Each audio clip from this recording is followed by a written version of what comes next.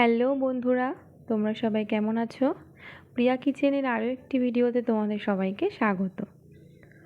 তো বন্ধুরা, আজকে আমি তোমাদেরকে পাকাল মাছ বা বাইন মাছ কীভাবে রান্না করতে হয় সেই রেসিপিটি শেয়ার করব।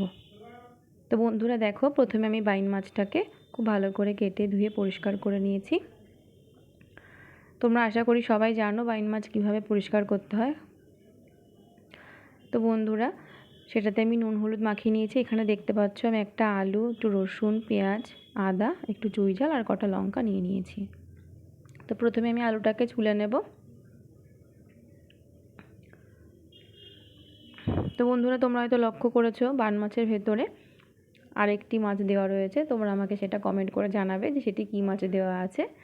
সেটি আমার জন্যই দেওয়া আছে, কারণ আমি বাইন মাছটা অতটা ভালো পছন্দ করি না। কিন্তু আমি যেহেতু রান্না করতে ভালোবাসি, সমস্ত রান্নাই কিন্তু আমি করতে ভালোবাসি। তো তোমরা আমার হাতের কী কী রান্না দেখতে চাও সেটা কিন্তু অবশ্যই জানিও। এটা আমার নতুন চ্যানেল, তোমরা সবাই বুঝতে পারছো। আমার হাতের কোন কোন রেসিপিটা তোমরা দেখতে চাও, বা তোমরা কে কোথা থেকে ভিডিও দেখছো, তোমাদের ভিডিওটা আদৌ ভালো লাগছে কি না শেয়ার করো। একটু কমেন্ট করে আমাকে জানিও, আমার পাশে থেকো, ভুলগুলো ছোট ভেবে শুধরে দিও। তো বন্ধুরা, দেখতেই পাচ্ছ এখানে আমি সমস্ত কিছু কেটে ধুয়ে পরিষ্কার করে নিয়েছি। এবার আমি পেঁয়াজটাকে গ্রেটারে গ্রেট করে নিচ্ছি। তো এটা বন্ধুরা তোমরা শিলেও বেটে নিতে পারো। এক্ষেত্রে আমি শিলটা ইউজ করলাম না, আমি পেঁয়াজ, টমেটো এগুলো গ্রেটারে গ্রেটই করে নিতে পছন্দ করি। বাকি মশলাগুলো বন্ধুরা আমি এক এক করে বেটে নেব। তো বন্ধুরা, যেহেতু এটা কাঁচা লঙ্কা, তো তার মধ্যে আমি একটু নুন দিয়ে দিলাম, তাহলে এর যে খোসাটা এটা ভালো বাটা হয়ে যাবে। এবার আমি একটু জিরে বেটে নেব, তারপরে একটু গরম মশলা বেটে নেব। খুব অল্প পরিমাণে মাছ তো, তার জন্য মশলাগুলো সমস্তটা একটু সামান্য সামান্য। এবার আমি কড়াইয়ের মধ্যে সাদা তেলটা দিয়ে দিলাম। বন্ধুরা, আমরা কিন্তু সর্ষের তেলটা একটু কম খাই, রিফাইন্ড অয়েলটাই আমাদের বেশি চলে। তো বন্ধুরা, আমি যেহেতু একদম মেইন রোডের পাশেই থাকি, সেহেতু ভিডিওতে হয়তো অনেক রকম গাড়ির সাউন্ড হতে পারে, তোমরা একটু অ্যাডজাস্ট করে নিও। আর আমার কথাগুলো তোমরা ঠিকঠাক শুনতে পাচ্ছ কি না, বা আমার ভিডিওগুলো তোমাদের ভালো লাগছে কি না আমাকে একটু জানাবে।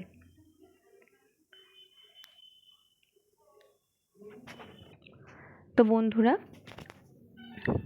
দেখো, আমি তেলটা গরম করতে বসিয়ে দিয়েছি। তো আমার তেলটা তো গরম হয়েই গেছে।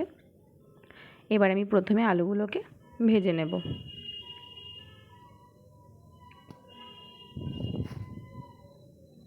আলুগুলো ভাজার সময় আমি হলুদটা দেব না, শুধু নুন দিয়ে আলুগুলো ভেজে নেব। হলুদ দিলে না বন্ধুরা তেলটা খুব তাড়াতাড়ি কালো হয়ে যায়, সেটা আমার একদম পছন্দ নয়। আমি আলুগুলো ভেজে তুলে নিয়েছি, তারপর আমি মাছগুলোকে ভেজে নেব। যেহেতু আমি আলুটাকে আগে ভেজে নিয়েছি, তার জন্য হলুদ দিইনি, কিন্তু মাছে কিন্তু আমি হলুদ মাখিয়ে নিয়েছিলাম, সেটা তোমরা আগেই দেখতে পেয়েছো।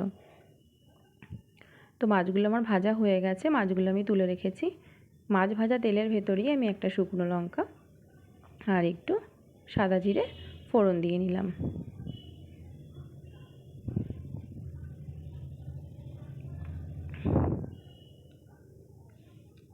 এবার আমি একে একে এর মধ্যে বেটে রাখা বাকি মশলাগুলো দিয়ে দেব।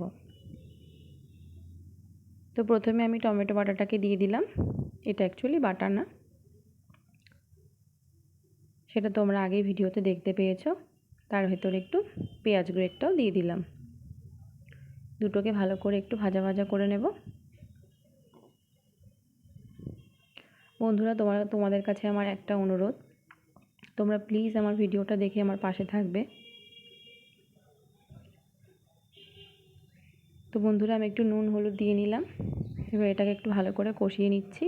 একটু জল দিয়ে নিলাম, যেহেতু মশলাটা লেগে যাচ্ছে ওই কারণে।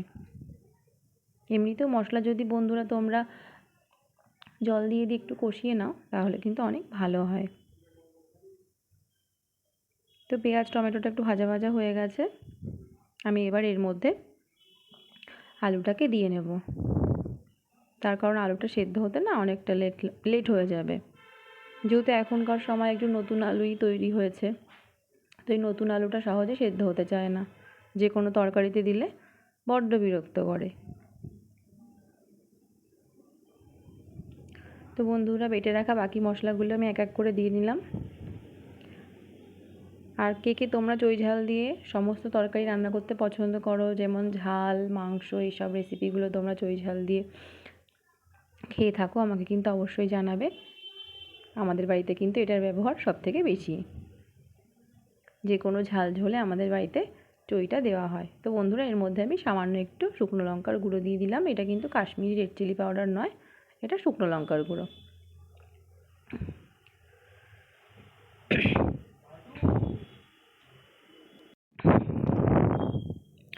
তো বন্ধুরা, আমার মশলাটা খুব ভালোভাবে দেখছো কষানো হয়ে গেছে। এবার আমি এর ভেতরে জল দিয়ে নিলাম। এটা কিন্তু আমি গরম জল দিইনি, এমনি নর্মাল জলই দিয়েছি, যেহেতু আমি এটা ইন্ডাকশানে রান্নাটা করছি। তো বন্ধুরা দেখো, আমার ঝোলটা ফুটে উঠেছে। এবার আমি এর মধ্যে মাছগুলো ঢেলে দিচ্ছি। তো চইটাও সেদ্ধ হয়ে গেছে, চইটাও তুলে নিলাম। চইটা কিন্তু আমি এর ভেতরে একটু ম্যাশ করে দিয়ে দিয়েছি। তো বন্ধুরা, তোমরা দেখতেই পাচ্ছ আমার রান্না কিন্তু মোটামুটি রেডি হয়ে গেছে, আর দেখতে কিন্তু অনেক সুন্দর হয়েছে। তোমরাও কমেন্ট করে জানিও রান্নাটা কেমন হয়েছে। এবার আমি বেটে রাখা গরম মশলাটা দিয়ে নিলাম। তো বন্ধুরা, দেখতেই পাচ্ছ আমার রান্নাটা হয়ে গেছে। তো এবার আমি এটাকে ঢেলে নেব।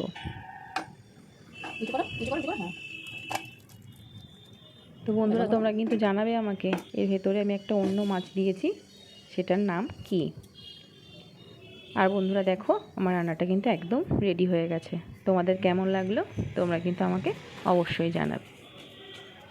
লাইক কমেন্ট করতে কিন্তু একদম ভুলবে না।